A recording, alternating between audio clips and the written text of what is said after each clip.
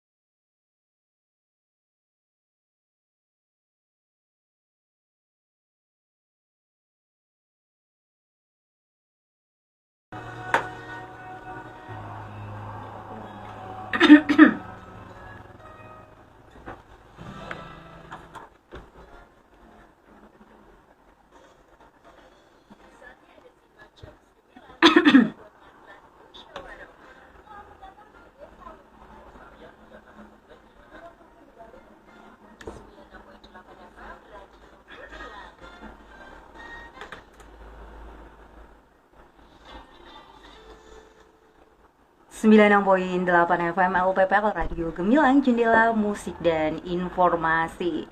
Hai, selamat pagi menjelang siang sahabat Gemilang. Apa kabar? Semoga selalu sehat di cuaca yang kadang panas dan tiba-tiba hujan ini ya. Oke, bersama saya Janika Ruli, senang sekali bisa menemani Anda di program acara Jamus Gemilang, Jagongan Lan Musyawarah, edisi hari Senin tanggal 6 November 2023. Sahabat Gemilang, studio LPPL Radio Gemilang kehadiran narasumber spesial hari ini ya, yang akan mengupas tuntas nih menjaga kesehatan fisik dan mental dalam mengatasi depresi. Oke, ada Dr. Masyiwimi Johandika, spesialis kedokteran jiwa dari RSUD Merah Putih. Selamat pagi menjelang siang, dokter. Selamat pagi, Mbak Ruli. Oke, apa kabar, dok? Alhamdulillah sehat. Sehat jiwa dan mental. Sehat jiwa dan fisik. Sehat jiwa, dan fisik, raga. lahir batin berarti Lahir ya, dok batin ya. dong, iya. Oke, dokter, di sini sahabat Gemilang bukan hanya mendengarkan melalui radio ya. Ada juga yang mendengarkan live streaming di gemilangfm.id. Ada juga yang menyaksikan live YouTube, dok, di Gemilang FM Official. Mungkin bisa disapa dulu sahabat Gemilang, berkenalan biar makin akrab gitu, dok. Oke. Monggo. Halo Sobat Gemilang, saya Dokter Wimi, panggilannya Wimi gitu ya. Oke, Dokter Wimi. Dokter Wimi, spesialis kedokteran jiwa, psikiater Anda dari RSUD Merah Putih. Oke. Saya bertugas di RSUD Merah Putih setiap hari Senin sampai Jumat jam 8 pagi sampai selesai, sampai pendaftarannya selesai. Selesai ya? Iya. Dan itu Sabtu Minggu libur ya, dok? Sabtu Minggu libur ya. Alhamdulillah. Bisa buat healing ya, dok ya. Healing dong. Biar Harusnya. nggak depresi ya. Betul, Mbak Ruli. Oke, Dokter Wimi, depresi itu kata yang sering banget diungkapkan saat ini ya, apalagi di sosial media itu viral banget lah, viral ya. Betul. Dok, mungkin bisa dijelaskan oleh Dokter Wimi apa itu depresi, dok? Ya, jadi depresi ini adalah suatu gangguan penurunan mood Oke. yang berlangsung biasanya sekitar 2 minggu atau lebih. Dia memiliki 3 gejala utama dan 7 gejala yang menyertainya. Jadi 3 gejala utamanya adalah yang pertama adanya afek depresif, di mana Afek depresif betul. ya? Itu apa, dok? Jadi afek itu adalah suasana perasaan yang nampak, yang terlihat di yang terlihat, wajah. Betul. kasat mata ya? Ya. Jadi pada penderita depresi ini kalau kita melihat dia murung gitu ya. Oke, murung. Hampir setiap hari. Setiap hari? Hampir setiap hari. 24 jam atau gimana, dok? Iya, dominannya murung gitu seperti Oke, itu. dominan murung. Tanpa sebab? Itu nanti ya. Oh, nanti ya. Itu nanti. Oke, Ini, dok. ini gejala dulu ya. Ini gejala dulu, oke. Yang kedua adanya anhedonia nih, Mbak Ruli. Anhedonia. Anhedonia adalah kehilangan minat terhadap apa yang biasa kita sukai atau aktivitas yang biasa, rutinitas yang kita jalani. Misalkan pada pelajar itu ya jadi malas-malesan, yang biasanya sekolah jadi nggak sekolah, kemudian sudah nggak nggak semangat lah untuk mengerjakan tugas gitu ya, Nggak tugas mood nggak itu ya, selesai moodnya hilang gitu, gitu ya. iya. Kemudian kalau pada pekerja ya nggak bisa mengerjakan tugas pekerjaannya dengan baik, seperti itu. Terus kalau dia punya hobi ya udah nggak minat sama hobinya, nggak disukai. Nah, jadi ada perubahan perilaku ya di situ ya. Iya, yang kasat mata. Jadi ayo kita hobinya mancing. Nggak, ini udah nggak suka lagi mancing. Hobinya berolahraga, udah nggak dilakukan lagi, seperti itu. Anhedonia. Anhedonia, salah satu gejalanya. Kemudian gejala utama yang ketiga adalah anergia. Anergia, tidak berenergi. Jadi, anenergia.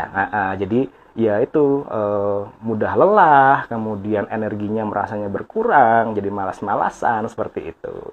Ini 3 gejala utama pada depresi.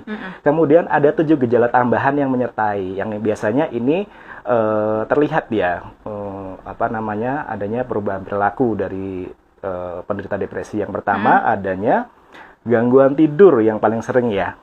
Gangguan tidur, susah tidur malam ya, Dok? Betul. Nah, gangguan tidur itu dibagi 2. Bisa insomnia atau hypersomnia, Mbak Ruli. Insomnia itu sulit untuk memulai tidur malam atau tidur terbangun gitu ya. Itu pada malam hari. Nah, kalau hypersomnia itu kebalikannya. Jadi kita pengennya tidur terus seperti itu. Walaupun dia malah mageran ya, tidur gitu. Ya, jadi walaupun sudah pagi gitu, ya tetap aja rasanya ngantuk seperti itu. Waduh, jangan-jangan saya juga depresi ya. Karena kalau pagi ngantuk gitu, Dok. Oh ya, enggak. Jadi memang ini signifikan sekali perubahannya ya.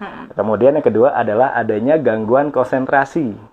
Gangguan konsentrasi. Gangguan konsentrasi itu bisa menyebabkan kita jadi sulit berpikir, jadi sulit menghafal ya, sulit mengingat, gampang lupa. Yang terlihat seperti itu. Nah, kemudian ada gangguan nafsu. Yang ketiga ini gangguan nafsu makan. Gangguan nafsu makan ini bisa berupa tidak nafsu makan, jadi berkurang, jadi malas mau makan ya. Walaupun lapar, Dok. Jadi tidak bisa, mungkin si penderita itu nggak merasakan lapar gitu. Malah nggak ngerasain lapar ya? Mungkin bisa ke arah situ ya. Walaupun dia perutnya sakit, tapi dia malas makan gitu. Atau yang kedua adalah malah makan berlebihan. Wah, over ya? Over ya. Jadi karena ada tekanan masalah, dia karena ada tekanan masalah, dia pinginnya makan terus gitu. Ngemil terus gitu ya. Itu yang ketiga ya, gangguan nafsu makan. Kemudian yang keempat adalah rasa bersalah, Mbak Ruli. Rasa bersalah, padahal dia nggak salah atau gimana? Ya, jadi rasa bersalah itu si penderita itu jadi apapun yang terjadi di lingkungannya atau ada masalah gitu, mesti dia itu kayak ngerasa bersalah, mesti dari dia gitu loh. Menyalahkan diri sendiri. Diri sendiri. Nah, itu yang membuat orang-orang penderita depresi ini sering berpikir semua ini salah saya. Apa yang terjadi misalnya di keluarga ya ada masalah, ini mesti salah saya. Pekerjaan di kantor tidak selesai misalnya, padahal itu pekerjaan kelompok ya, kelompok bersama gitu, tapi dia merasa ini masih salah, ini gara-gara saya nih, jadi nggak selesai nih pekerjaannya, seperti itu ya. Kemudian yang kelima ini adalah perasaan minder atau rendah diri. Oh, insecure gitu ya? Insecure, bisa dikatakan jadi pada penderita depresi ini biasanya membandingkan kekurangan kita nih, kekurangan kita dengan kelebihan yang dimiliki orang lain, karena ada perasaan minder itu. Bagaimana kalau misalkan kita punya kekurangan dibandingkan dengan kelebihan orang lain, dia ini nggak relevan nggak? Kira-kira kan nggak ini ya, nggak match ya, seperti itu. Match itu, Dok. Nah, kemudian yang ke-6 ini adalah memiliki pandangan masa depan yang suram. Aduh, jadi, udah madesu dulu ya mikirnya ya. Putus asa. Ya besok, ya paling gitu-gitu aja, yang paling ya gitulah.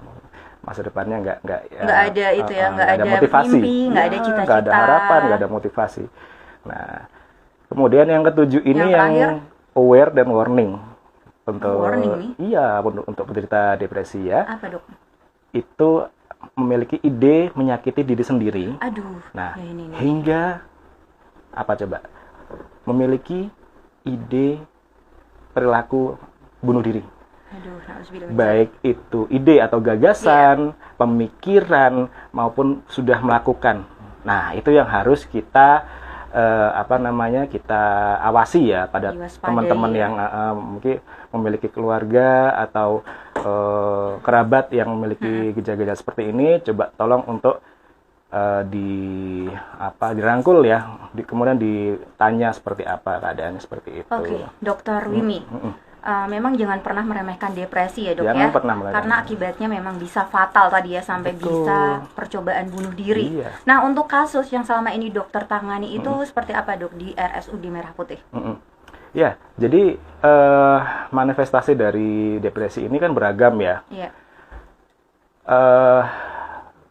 Ada dua ekspresi pada saat orang itu menderita depresi dan mengeluhkan gejalanya. Jadi ada tipe depresi itu diekspresikan dengan melankolis. Jadi dia sedih, menangis, diam, kemudian malas-malasan dan sebagainya. Ada yang kedua adalah tipe yang dia agitatif. Jadi marah-marah. Oh iya. Itu tergantung karakter dari masing-masing orang berbeda ya. Masing-masing pasien masing-masing pasien berbeda karakter, nilai dan budaya yang dianut, sehingga cara untuk mengekspresikan mengungkapkan depresinya juga seperti itu. Ada yang dengan marah-marah, tidak terima dan sebagainya, ada yang melankolis seperti itu. Nah, kebanyakan yang di RSUD Merah Putih, kebanyakan yang di RSUD Merah Putih ini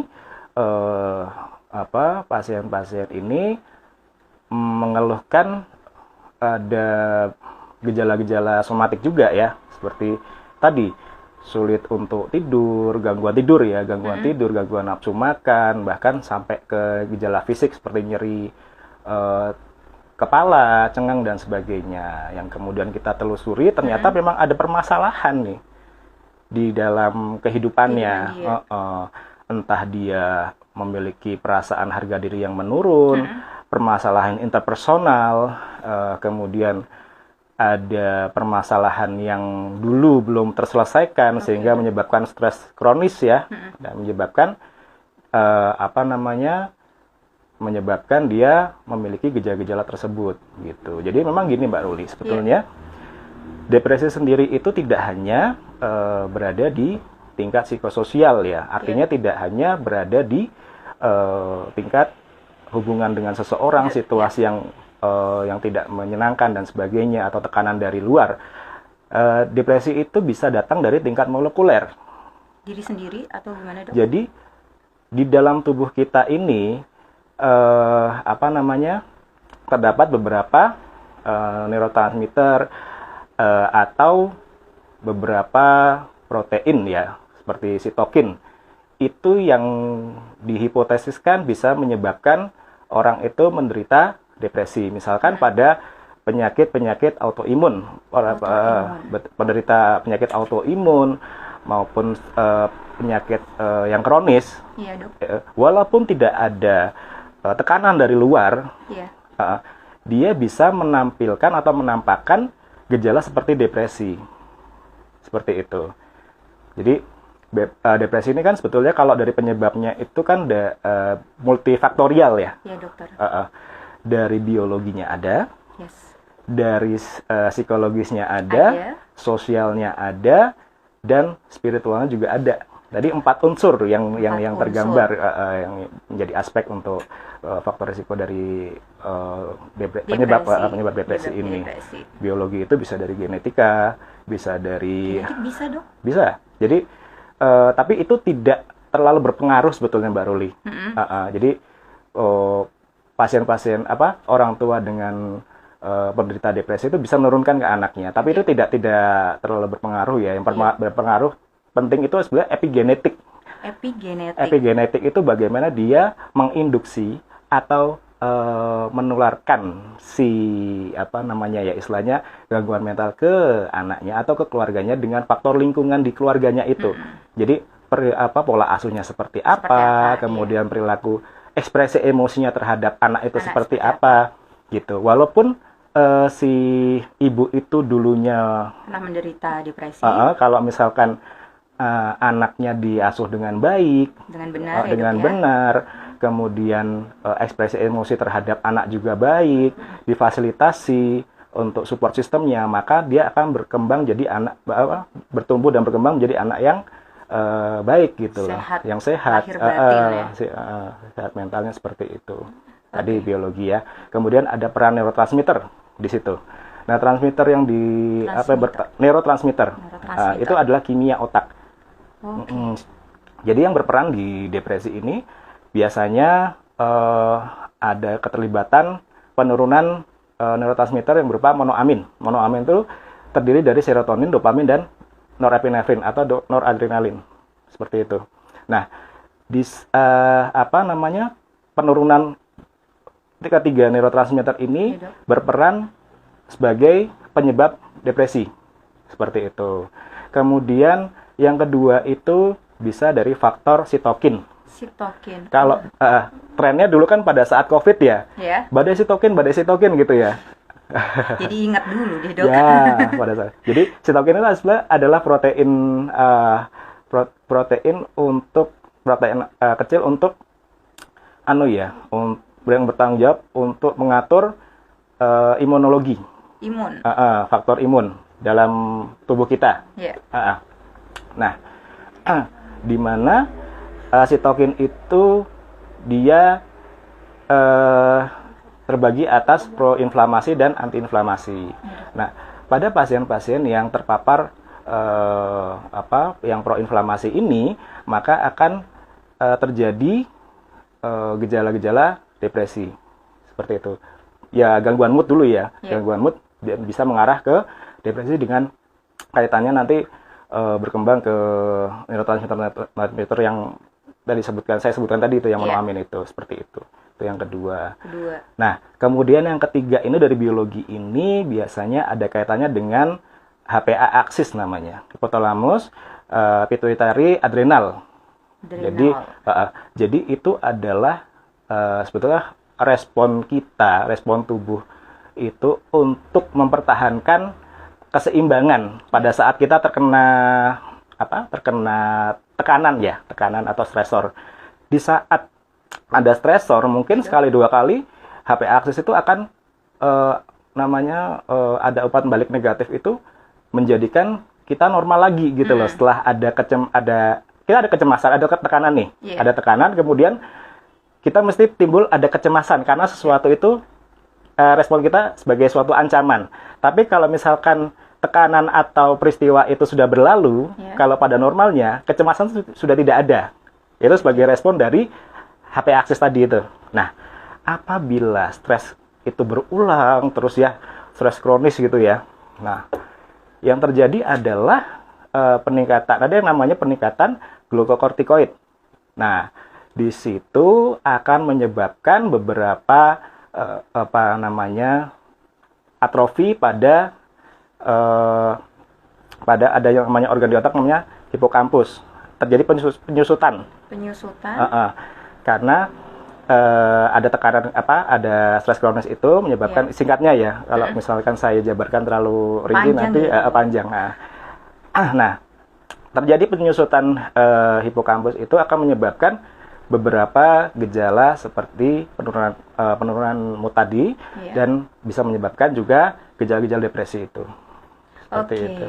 Nah, itu biasanya terjadi karena kecemasan yang berulang, stres kronis akhirnya menyebabkan seperti itu dari HPA aksis itu.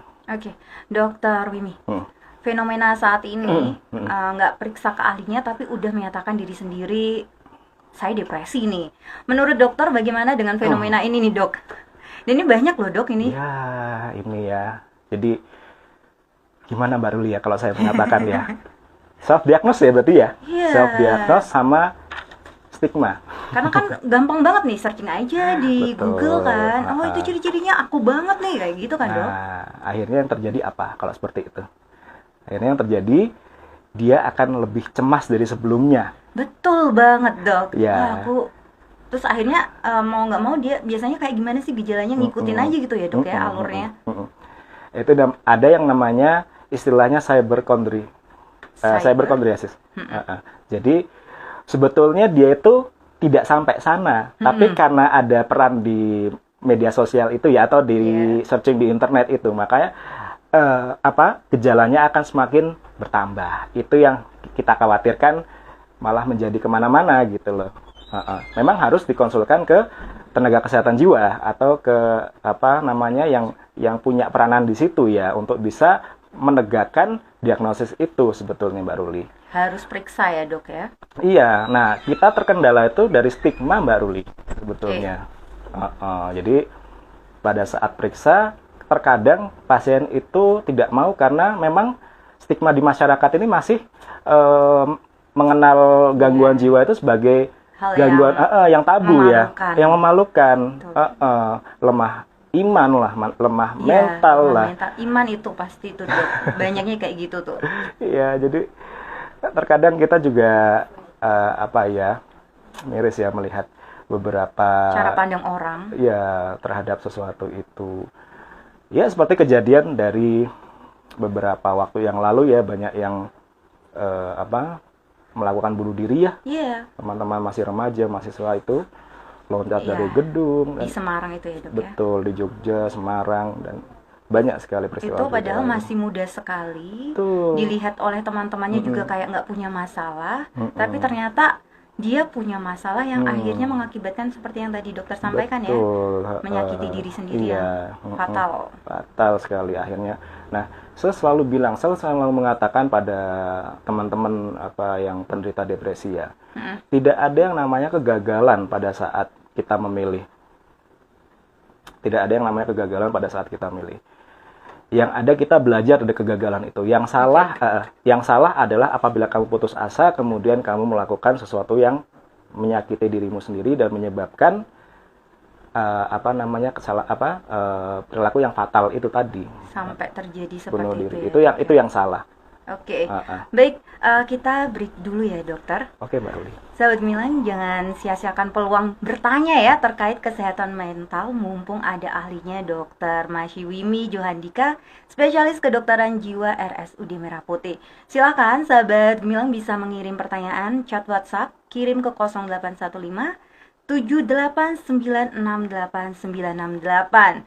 Jangan kemana-mana, nanti kami kembali lagi tentunya di Jamus Gemilang, hanya di 96.8 FM LPPL Radio Gemilang, Jendela Musik dan Informasi.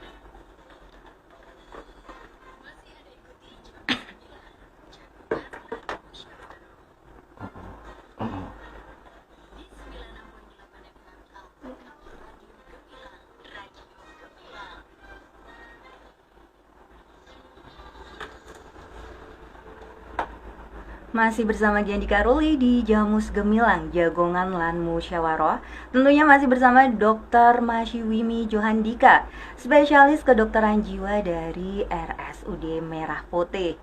Sebagai informasi kembali bagi sahabat Gemilang yang baru gabung, tema Jamus Gemilang hari ini adalah menjaga kesehatan fisik dan mental dalam mengatasi depresi. Dan masih Giandi Karuli tunggu yang ingin memberikan pertanyaan bisa chat WhatsApp, kirim ke 0815 78968 Baik, saya kembali bertanya kepada Dr. Wimi. Dokter, Ya, masih semangat dok? masih semangat. Dan ini juga semangat juga yang tanya nih dok nih ya, banyak yang bertanya. Alhamdulillah. Semoga bermanfaat ya. Amin Membantu dok, banget teman-teman. ini dok. Oke dokter, biasanya depresi itu kan ada, tadi dokter udah menjelaskan faktor-faktor tertentu ya yang akhirnya dapat menyebabkan resiko depresi nih. Nah kalau boleh dijelaskan kembali dok yang agak biar yang bahasanya lebih familiar ke sahabat Gemilang, biar sahabat Gemilang tuh waspada apa aja faktor-faktornya dok? Iya, jadi kalau dari faktor risiko depresi ya, biasanya depresi ini faktor risikonya kalau dari demografi itu ya, yang pertama itu dari jenis kelamin. Biasanya memang wanita itu lebih sering mengalami depresi daripada laki-laki, karena yaitu pada wanita itu kan ada fase menstruasi ya. Iya. Artinya apa? Kadar hormon dari wanita itu ada progesteron dan estrogen yang biasanya fluktuatif. Itu yang menyebabkan perubahan neurotransmitter juga ya, perubahan mood, sehingga menyebabkan perubahan mood. Nah, seperti itu. Kemudian yang kedua adalah usia. Nah, kebanyakan itu biasanya depresi itu diderita di usia produktif malah Mbak Ruli. Jadi usia seperti dewasa muda, dari usia 20 tahun gitu sampai 40 tahun. Karena memang mungkin banyaknya aktivitas ya, sudah mulai bekerja dan penyesuaian, banyak beban kerja, banyak beban masalah, menikah, punya anak dan beban sebagainya, mikirin duit, finansial. Jadi kompleks ya kalau usia-usia segitu itu. Betul. Karena lepas dari orang tua juga biasanya. Kemudian yang ketiga adalah status perkawinan, Mbak Ruli. Status perkawinan. Betul. Jadi biasanya orang yang bercerai itu lebih punya resiko terkena depresi daripada yang masih bersama. Karena sebetulnya untuk bercerai itu kan butuh penyesuaian juga ya Mbak Ruli. Konflik akhirnya memutuskan untuk bisa bercerai. Tekanan kan berarti. Nah, itu. Kemudian yang keempat adalah letak geografis Mbak Ruli. Letak geografis dok? Betul.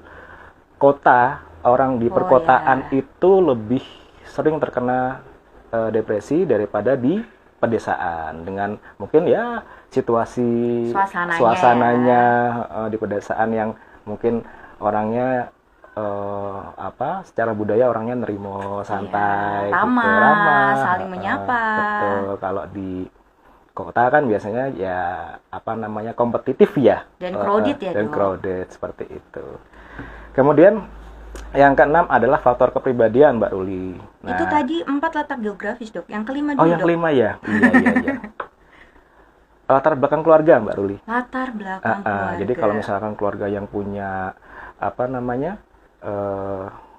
broken home. Ya, broken home. Divorce gitu ya. Kemudian punya riwayat hidup yang depresi gitu, atau punya riwayat keluarga yang bunuh diri, itu lebih rentan ya untuk terkena. Lebih rentan terkena depresi untuk si anak ya. Kemudian faktor kepribadian tadi ya. Faktor kepribadian ini biasanya pada orang yang lebih tertutup, kemudian mudah cemas, hipersensitif, kemudian dependent ya pada orang lain yang bergantung. Nah, itu lebih rentan juga tuh terkena depresi. Jadi dari perkembangan dari awal sampai dewasanya seperti apa gitu. Kemudian yang terakhir adalah faktor psikososial. Ini yang biasanya terlihat ya, kenapa orang-orang terus menjudge pada orang depresi ini kok dia ini karena lemah iman. Karena lemah mental, kena mental nih, karena nggak bisa menyesuaikan, lemah. Nah, itu yang harus stigma itu yang harus hapuskan Iya, karena membandingkan juga dok. Jadi kayak gini, Iya. dulu zaman saya nggak kayak gini loh. Nah. Saya tuh kuat kok kamu bisa lemah gitu kan. Nah, betul. Jadi setiap orang, setiap manusia itu punya potensi masing-masing Oke. yang kadang-kadang kita tidak sadari, tapi itu ada. Perlu digali, cuma memang butuh waktu dan butuh usaha untuk itu. Seperti itu. Dokter, saya tadi tertarik sekali nih. Hmm. Kalau wanita itu lebih banyak depresi daripada laki-laki. Mm-mm. Apakah juga pasien dokter itu di RSUD Merah Putih juga kebanyakan wanita atau gimana dok? Tepat sekali. Oh ya? Mm. Wah, Karena gini, pada wanita itu kan ya tadi ya, karena konfliknya juga lebih kompleks gitu ya. Kemudian pada wanita itu tadi ada hormon-hormon tertentu ya, estrogen, progesteron itu yang menyebabkan perubahan mood. betul. Kemudian ya kalau selama ini kebanyakan yang datang ke saya itu yang perempuan-perempuan, yang wanita itu pada curhat. yang Tapi bisa ada curhat. juga laki-laki ya dok? Ada ya. Nah kalau laki-laki, Mm-mm. kalau wanita kan memang kompleks ya permasalahannya. Kalau laki-laki itu biasanya apa dok? Kalau laki-laki biasanya itu mengeluhkan gejala somatiknya itu. Dia jarang Seperti apa dok? mengeluhkan langsung sedih, langsung ya seperti gangguan tidur, Oh iya. gangguan nafsu makan, pegel-pegel, nyeri kepala seperti itu Mbak Ruli. Oke, dokter, ini sudah ada yang gabung nih. Mm-mm. Dok, dari Instagram ya, Mm-mm. live Instagram yang live di RSUD Merah Putih. Ya. Oke, dari Fajar Triyatno. Mm-mm. Dokter, mau nanya nih, apakah benar penyebab stres 70% gara-gara asmara? Aduh. Iya kan ada ya dok ya, yang mereka menyakiti diri sendiri karena habis putus gitu Iya, ya. iya. Nah, gimana dok? Halo, siapa nih? Mas Fajar. Fajar. Mas Fajar. Oh, jadi ini kaitannya sama asmara ya. Mhm. 70% dari asmara. Tidak selalu.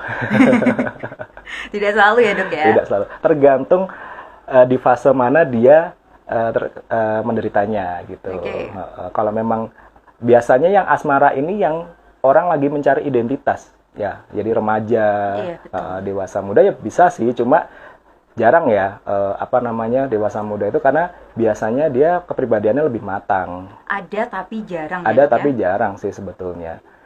Jadi sebetulnya kalau depresi itu kompleks. Tidak hanya asmara Tidak ya hanya dok ya? asmara. Asmara bisa menyebabkan depresi, tapi Tapi- tergantung bagaimana meresponnya. Mindset kita terhadap asmara itu seperti apa. Ini harus gimana nih dok? Kalau mama putus nih, habis putus, Mm-mm. otomatis kan pasti sedih-sedih, apalagi yang masih belum move on ya. Ya, Nah itu mungkin dokter bisa kasih tips biar Mas Fajar saat ini bisa move on. ya. Kalau misalkan kita habis putus sama pacar, Mm-mm. kemudian kita sedih, itu wajar, Normal. normal. Yang tidak wajar apabila kesedihan itu berlangsung lama dan mengganggu kehidupan kita, rutinitas aktivitas kita. Itu yang perlu diskusi dengan tenaga kesehatan jiwa. Oke dok. Gitu. Oke Mas Fajar sudah terjawab ya. Kalau Mas Fajar mungkin mengalami gangguan-gangguan akibat putus cinta, bisa ke RSUD Merah Putih. Ketemu Dokter Wimi ya. Boleh, nanti Senin kita sampai ngobrol-ngobrol. Jumat. Ngobrol ya dari hati ke hati ya dok ya. Boleh. Jadi kayak tempat curhat juga ya dok ya? Selalu. Selalu Saya di mana-mana jadi tempat curhat. Oke. Mbak Ruli. Dok lanjut ya, karena ini Boleh, banyak boleh. pertanyaannya. Ya, Ini selamat siang dokter. Selamat siang. Dari Lutfi di Mungkit. Ya. Apakah seseorang yang punya GERD, sakit GERD itu dok, bisa depresi? Oke. Jadi GERD itu sebetulnya kan gejala fisik ya, dia masuk ke somatik. Maaf. Nah, GERD itu bisa memang murni karena asam lambung Iya. yang yang naik ya, atau bisa disebabkan karena adanya tekanan. Nah, tekanan atau adanya stresor, ada kecemasan biasanya. Nah, itu kalau misalkan berlangsung lama seperti teori yang saya jelaskan tadi, kemudian menjadi stres kronis dan tidak membaik-membaik, tidak ditangani, maka akan menjadi berujung pada gejala depresi. Depresi pada Seperti akhirnya itu ya dok pada ya? aslinya, karena gejala GERD sendiri aja kita terkadang memikirkan ini kok nggak sembuh-sembuh, sakitnya luar biasa, nyerinya kok seperti ini terus. Kemudian ya kan yang namanya respon orang pertama biasanya cemas dulu ya, cemas dulu, ini kenapa nih, kenapa, lama-lama kok nggak sembuh-sembuh ya, akhirnya perasaannya itu ya jadi takut putus asa, nanti meninggal. Gitu. Awalnya seperti itu, tapi kalau adanya kecemasan terus yang berlangsung lama menjadi stres kronis, akhirnya dia mulai menurun untuk untuk semangatnya. Udah nggak sembuh lah, ya sudahlah. Berarti itu bisa ya dok ya? Bisa sampai mengarah ke depresi. Oke, Mas Lutfi di Mungkit, semoga bisa itu ya menjawab pertanyaan dari Mas Lutfi di Mungkit. Oke, selanjutnya dari Firman di Muntilan dok. Selamat siang dokter, saya punya trauma masa kecil dok, yang mempengaruhi kehidupan saya saat dewasa dan akhirnya punya gejala depresi. Kadang saya semakin depresi saat orang-orang bilang saya depresi karena kurang iman. Nah ini nih banyak yang terjadi di masyarakat ya dok ya. Apakah depresi hanya cukup minum obat? Apakah bisa sembuh sepenuhnya dok? Silahkan dok. Baik, Mas siapa tadi? Mas Firman. Mas Firman, halo, saya laki-laki nih dok. Ya, baik laki-laki mau perempuan, itu sama ya, kita support pokoknya ya, kita bantu pokoknya, kita dampingi di sini. Nah, Mas Firman, yang pertama dilakukan memang kita harus memahami dulu. Jadi kalau memang sedih ya akui kalau kita sedih, jangan diabaikan. Kemudian hidup itu punya kita sendiri. Kita harus punya kita harus menemukan potensi dari diri kita sendiri. Seperti itu. Setiap orang itu punya kekurangan, setiap orang itu punya kelebihan. Jadi setiap orang itu punya potensi masing-masing yang terkadang kita tuh nggak sadari, tapi itu ada dan itu harus dilatih, harus diasah gitu. Kalau memang orang mengatakan kita depresi, kita nggak akan bisa mengubah mindset orang. Betul, susah. Sulit untuk kita mengubah mindset orang. Yang pertama kita lakukan adalah mengubah mindset diri kita dulu. Sendiri. Nah, memang agak sulit, tapi kita bisa belajar dengan cara apa? Dengan cara kita tadi kita konsultasi, kita ngobrol dengan orang yang tepat ya. Orang yang tepat itu bisa dari keluarga, kerabat dekat, orang yang kita percaya untuk kita bisa mencurahkan. Karena nggak semua orang kan bisa kita dipercaya. Ya, bisa kita curahkan ya. Curhati. Nah, kemudian kita juga kalau mau curhat sama orang gini Mbak Ruli, kita harus lihat kapasitas mental orang itu dulu. Betul. Terkadang penting itu. Ya, terkadang gini Mbak Ruli. Kalau misalkan kita curhat terus dia lagi nggak nyaman ya, dia lagi punya masalah sendiri gitu. Akhirnya responnya dia jadi bumerang buat kita. Akhirnya malah menambah kita sedih. Ya tadi itu, kamu imannya lemah tuh. Nah, gitu. Jadi curhatlah di tempat yang nyaman, yang menurut kita tuh nyaman buat kita gitu. Nah, yang paling nyaman adalah tenaga kesehatan jiwa yang paling menguasai ilmunya. Betul. Nah, seperti psikolog, psikiater, atau biasanya kalau di puskesmas itu kan ada program pemegang jiwa ya. Oh, ada ya dok ya? Biasanya ada kader gitu ya, yang udah terlatih itu. Itu dari situ dulu aja. Kemudian kalau memang memberat ya dirujuk ke kita gitu, ke rumah sakit untuk ngobrol sama kita gitu. Kemudian pasti kita obati ya. Iya. Kita obati. Nah itu ngomong soal obat nih dok. Ya. Apakah cukup minum obat dan apakah bisa sembuh sepenuhnya? Nah gini, pengobatan dari pendekatan ilmu kedokteran jiwa itu ada beberapa macam. Iya dok. Artinya gini, tadi kan sebetulnya kan gangguan jiwa atau masalah kesehatan jiwa itu kan bersumber dari empat tadi yang saya sebutkan, biologi, psikologi, sosial dan spiritual. Betul. Pengobatannya juga terapi juga seperti itu. Yang pertama biologi ya, terapi biologi dengan farmakoterapi. Nah, dengan farmakoterapi biasanya kita berikan obat-obat antidepresan, nanti kasih pendamping gitu ya untuk membuat rileks dan sebagainya. Kalau misalkan ada gangguan tidur, kita berikan untuk biar lebih nyaman tidurnya. Kemudian yang kedua secara psikologis. Secara psikologis biasanya kita lakukan psikoterapi. Psikoterapi itu adalah terapi psikologisnya. Biasanya menggunakan CBT, DBT dan lain-lain, suportif ya. Jadi CBT itu cognitive behavior therapy. Nah, bagaimana kita merestrukturisasi pikiran-pikiran yang irasional menjadi rasional. Artinya apa? Terkadang pada saat kita mengalami gejala depresi atau cemas yang terngiang, yang pertama kali kita pikirkan adalah pikiran negatif. Nah, aku nggak bisa gini, aku nggak bisa gitu, aku takut gini, aku takut gitu. Nah, nanti pada saat diskusi itu, kita lakukan psikoterapi itu, kita akan melihat sebetulnya pandangan pola pikirnya seperti apa dalam menghadapi sesuatu itu. Nanti pelan-pelan, nanti kita dampingi, kita sesuaikan dengan apa yang ada saat ini. Misalkan, mungkin nggak sih, apakah memang benar nantinya akan seperti itu? Baik dok. Seperti berarti itu ya dok ya, tidak hanya tidak cukup dengan minum obat ya? Jadi ada yang namanya psikoterapi juga. Tadi juga sosial juga, bagaimana kita melihat aset. Jadi pada pengobatan pendekatan jiwa itu kita juga melihat asetnya si penderita gitu loh.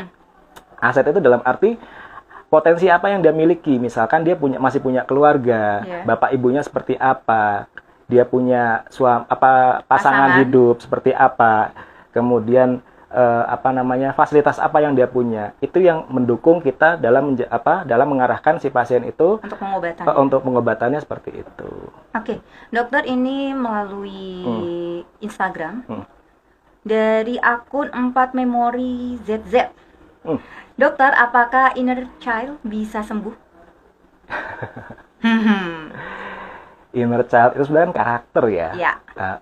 Yang namanya karakter itu biasanya kalau emang mengganggu sekali, ya ada namanya terapi perilaku tadi, CBT. Gitu ya. Psikoterapi tadi itu. Kalau misalkan itu dia memang perbuatannya mengganggu ya. Inner child itu kan seperti apa sih Mbak Ruli? Kan dia seperti anak kecil ya. Anak kecil suka hobi-hobi yang mengumpulkan mainan itu ya biasanya ya. Action figure ya, betul ya, seperti itu ya. Kalau saya pernah pernah mengamati itu ya. Suka kok ini bapaknya sama anaknya sama nih. Hal yang kekanak-kanakan gitu ya. Hal yang kekanak-kanakan. Ini lagi tren memang seperti itu. Lagi tren sekarang. Banyaknya action figure, kemudian diecast dan sebagainya itu ya. Saya mengamati itu. Inner child adalah suatu karakter di mana memang itu lebih ke hobi sih sebetulnya. Dan kalau memang mengganggu sekali ya kita terapi perilaku kognitif tadi itu gitu. Apakah memang itu perilakunya mengganggu, pemikiran mengganggu? Nah, itu yang harus kita tangani seperti itu. Oke dokter, ini juga masih ada pertanyaan, tapi nanti dulu kita break dulu ya dok ya. Sahabat Gemilang, nanti kita lanjut lagi obrolan seru kita bersama dokter Masih Wimi Johandika, spesialis kedokteran jiwa dari RSUD Merah Putih. Dan masih dibuka peluang bagi Anda yang ingin bertanya, silakan chat WhatsApp, kirim ke 081578989968. Jangan beranjak, pastikan tetap di 96.8 FM LPPL Radio Gemilang, Jendela Musik dan Informasi.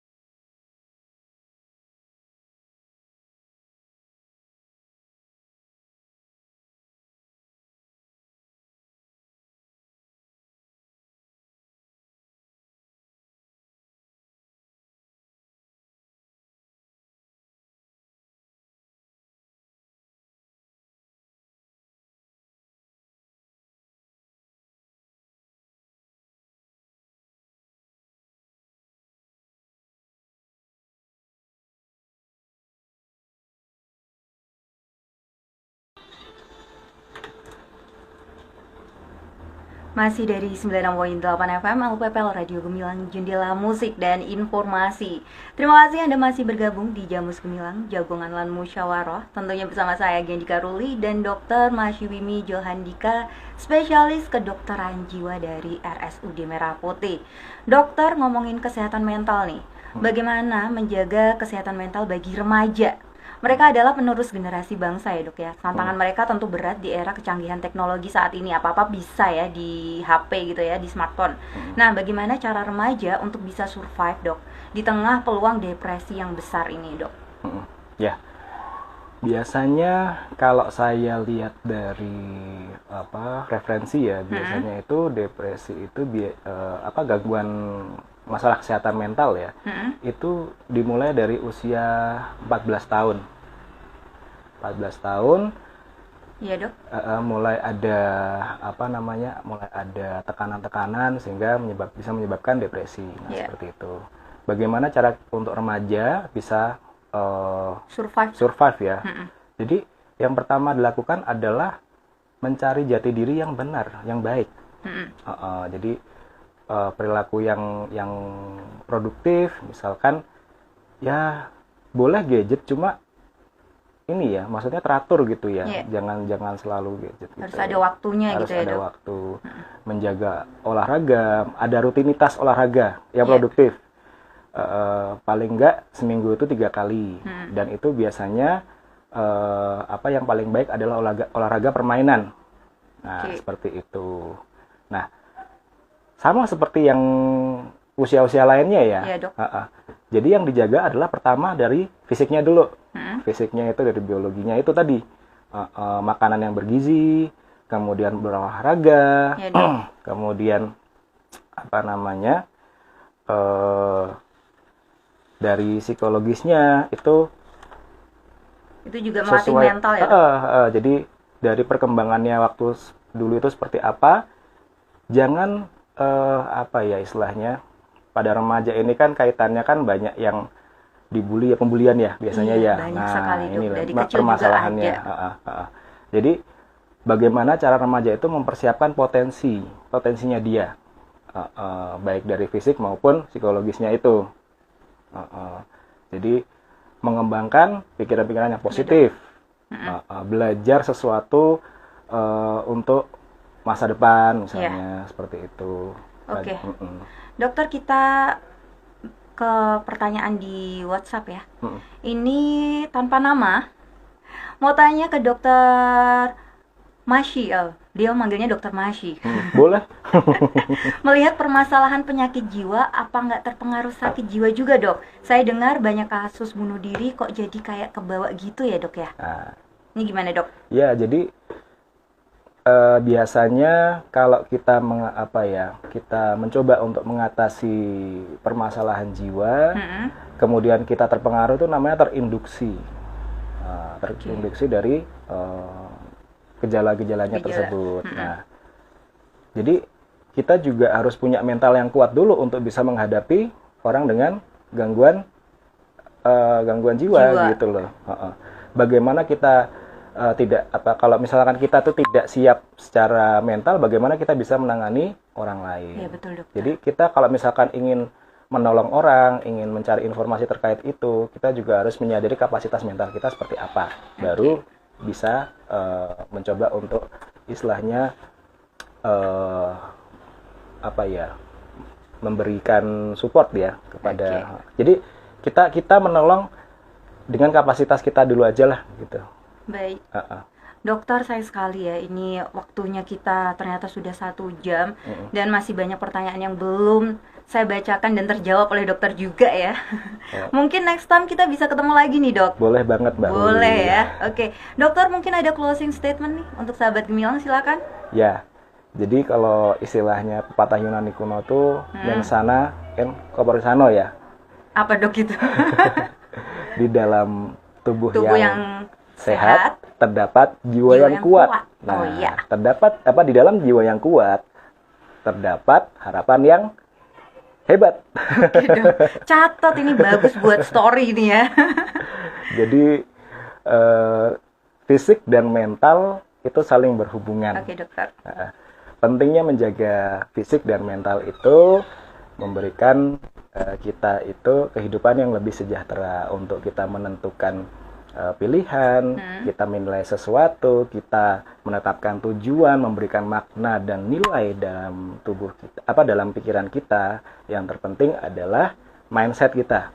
Mindset gitu. Ya. Mindset. Poinnya. Kalau misalkan kita menemukan suatu tekanan, suatu stresor, tergantung mindset kita itu untuk melihat suatu stresor itu adalah suatu pembelajaran atau suatu penderitaan. Oke. Nah, itu yang harus kita harus kita jaga. Jangan sampai kita menemukan stresor menjadi suatu penderitaan. Baik dokter. Seperti itu. Oke dokter, mungkin sahabat Gemilang yang menyimak Jamus Gemilang ada yang merasa nih harus konsultasi lebih terkait kesehatan mental. Mungkin dokter bisa memberikan informasi kembali dok. Tadi di awal udah ya. Ini boleh lagi kan dok? Boleh. Oke, jadwal praktek di RSUD Merah Putih dok, silakan. Baik Mbak Rui. Jadi teman-teman kalau ingin konsultasi ke saya bertugas di RSUD Merah Putih itu setiap hari Senin sampai Jumat. Mulai jam 8 ya buka poli sampai pendaftaran selesai, seperti itu. Jadi monggo aja datang curhat ke saya tempatnya curhat biasanya di sana itu. Jadi nggak apa-apa. Baik, dan sahabat Gemilang jangan khawatir, ternyata kalau mau konsultasi atau periksa bisa reservasi online ya dok ya. Betul. Download aplikasi pendaftaran online RSUD Merah Putih dan reservasinya bisa dilakukan H-7 sampai H-1 sebelum periksa. Nah, silahkan yang mageran bisa online ya daftarnya ya dok ya. Ya. Baik, terima kasih Dokter Mashiwimi Johandika, spesialis kedokteran jiwa. Saya lengkap ini ya.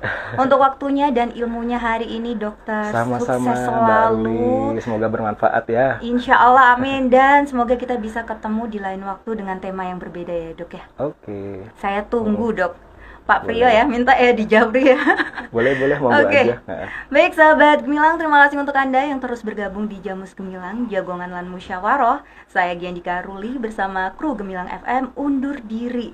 Terima kasih dan jangan lupa selalu mendengarkan 96.8 FM LPPL Radio Gemilang Jendela.